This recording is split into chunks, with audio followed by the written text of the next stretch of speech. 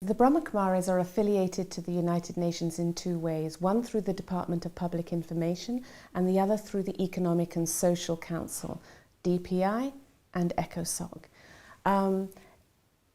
With the Department of Public Information, our responsibility is to share with our constituents, which would be the Brahma Kumaris and also all the people that we're in contact with, the issues of the United Nations, take those issues, bring them into our communities, hold events and conferences around that, and then obviously from a spiritual perspective, we're a spiritual organization, and then we then take that back to the UN and share with them what it is that we've done. We have to do yearly reports which show the Department of Public Information what we've done.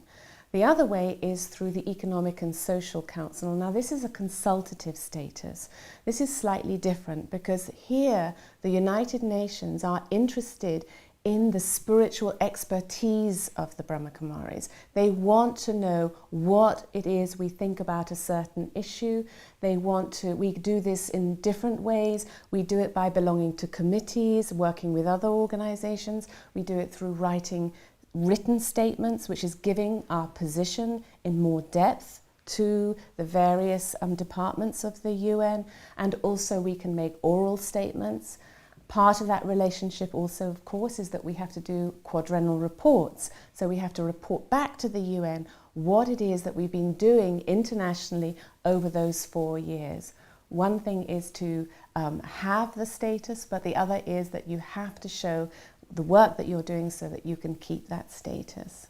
Some of the activities that we participate in is, for example, we take part in committees. The Brahma Kumaris are co-chairs of something called the Values Caucus at the UN, so we look at values, we hold meetings and such like, inviting both governments and also the Secretariat to come to our meetings to explain to our constituents and also give feedback to them. We actually have something that's very popular, which is breakfasts. We call them coffees, where we invite the ambassadors to come on an informal level, so we don't record anything or write anything, any reports on it, but it gives the ambassadors from different countries a chance to come and explain or give a little bit of the history of the values of their countries, and it gives an opportunity for the NGOs themselves to have that close interaction which they may not have.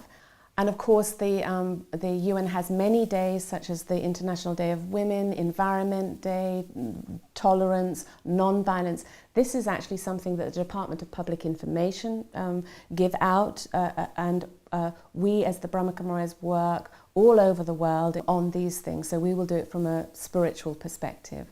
We also, of course, work on the environment with UNFCCC, which is the Climate Change Convention, and we've been participating in that since 2007. We also work very much on women's issues, of course, because we're a women-led organization. We do have men, of course, part of our organization, but it's the women who are the administrators and the spiritual guides of this organization, and so of course equality and women's empowerment is very important to us. Of course, we have an office in Geneva where we address human rights, and our colleague Valerian basically follows that, and she comes at it in different ways, human rights through women, also through the environment and climate change. I think it was in the 80s, the early 80s, that the head of our organization then, her name was Dadi Prakashmani, came to New York and was walking on the pavement opposite the UN and saw all the flags flying in the wind and understood this to be an international house, a house where peace is being talked about, and the aim and the very aim and the objective of that organization is to bring countries together united for peace. And so Dadi was saying that the Brahma Kumaris need to be there because they have a lot to offer.